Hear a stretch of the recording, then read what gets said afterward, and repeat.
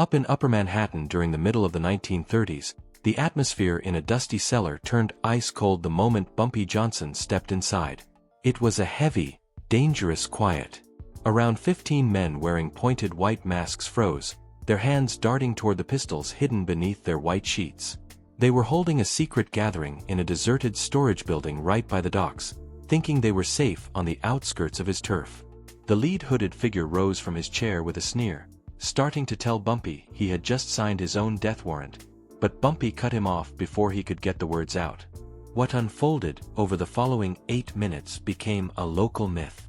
Out of the 15 men who started that meeting, only a trio escaped with their lives.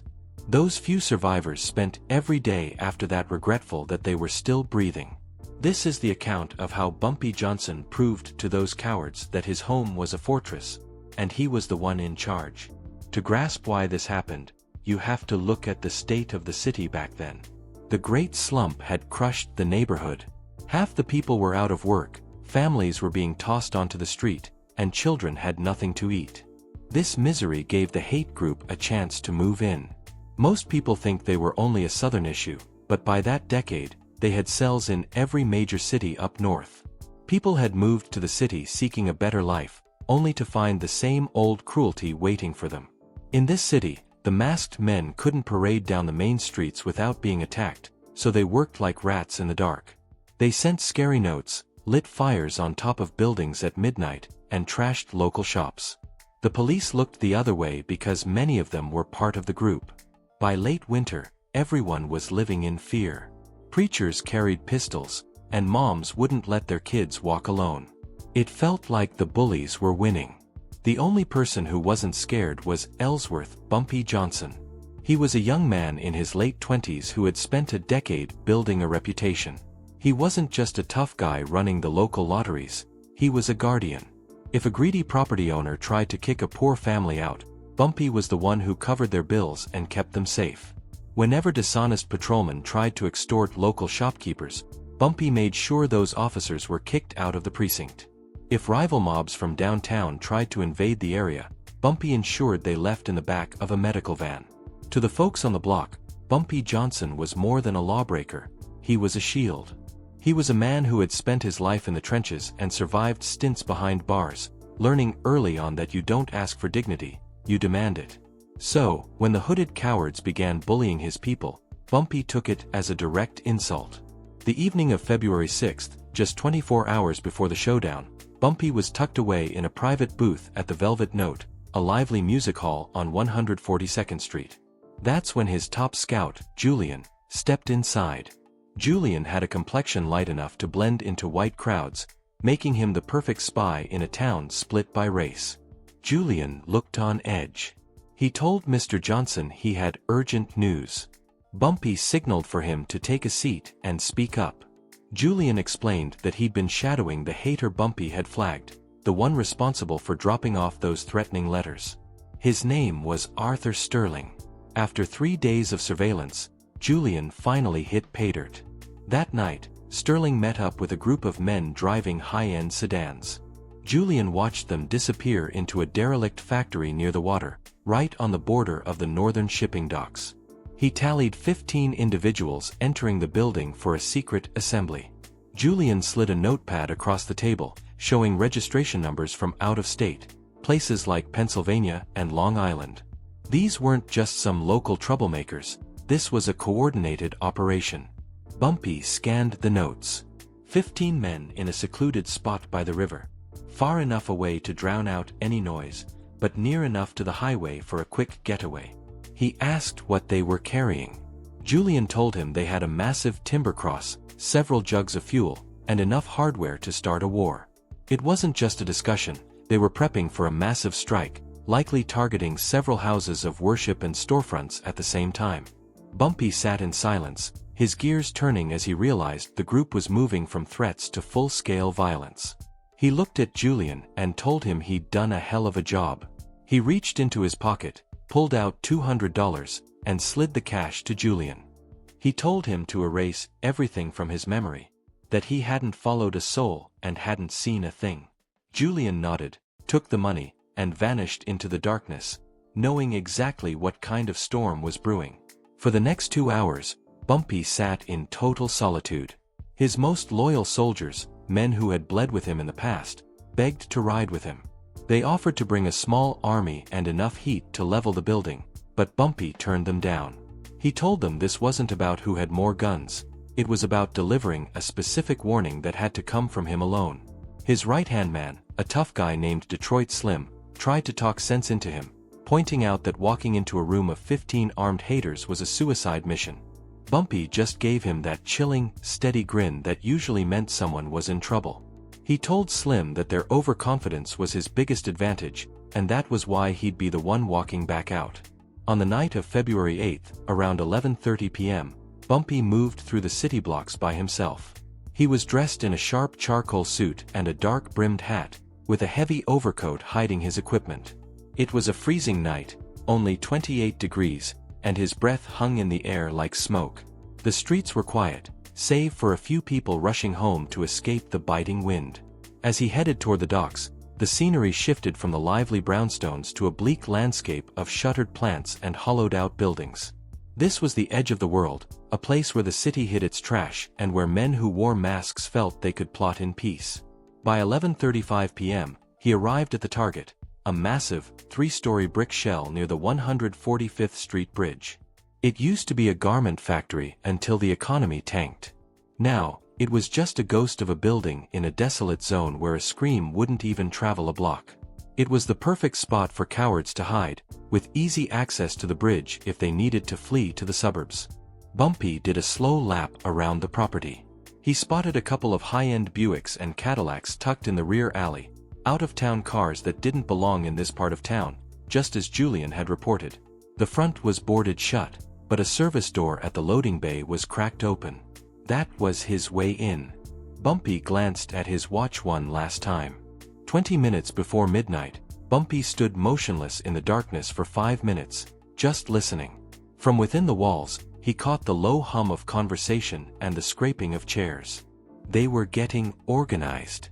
At 11:45 p.m., he pulled his collar up, straightened his hat, and stepped toward the service entrance. He didn't bother to announce himself.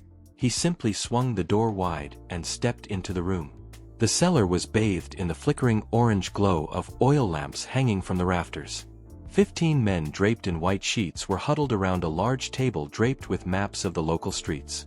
Over in the corner stood a massive timber cross, prepped with fuel and ready for their mission.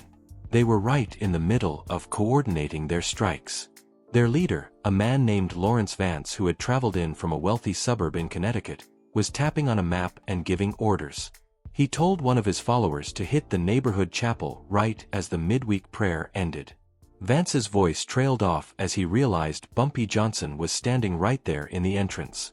Every head in the room snapped toward him. The laughter died instantly. These men felt untouchable. They had picked a desolate factory where no one ever wandered and hadn't even bothered to lock the door or post a lookout. They thought their secret was ironclad. Yet, against all odds, a lone man in a sharp suit was staring them down as if he were the landlord coming to collect rent. Vance was the first to find his voice. He was a high-ranking official from out of state who had directed hate groups across the entire Northeast for years. He had burned countless crosses and scared thousands of families, and he had never once been stood up to. Vance pulled his mask back, revealing a narrow face and a pair of glasses. He started to sneer, telling Bumpy he had just made a fatal error, but Bumpy simply raised a single hand. The move was so composed that Vance actually shut his mouth. Bumpy spoke in a low, level tone, telling the man to listen closely before he said another word. They had chosen the wrong part of town. One of the younger members, acting on nerves, reached for a revolver tucked into his belt. Bumpy didn't even blink. He looked the kid dead in the eye and told him that if he decided to draw that weapon, he had better be a perfect shot, because if Bumpy was still standing after the first pull of the trigger, the boy wouldn't live to try again. The young guy's fingers locked up. Vance tried to take charge again, pointing out that they had 15 men against just one. He sneered that even if Bumpy had a weapon hidden in his jacket, he'd be riddled with bullets before he could even reach for it. He told Bumpy to turn around, leave, and act like he never stumbled upon them. Bumpy just tilted his head a bit. He told them that was their first error, thinking he had come there to talk. He stepped further into the cellar, moving slowly and making sure they could see his empty hands. He told them they had spent months bullying his streets, lighting fires, smashing glass, and picking on families because they thought everyone was too terrified to stand up. He noted they felt safe behind their masks and their badges, thinking they were untouchable.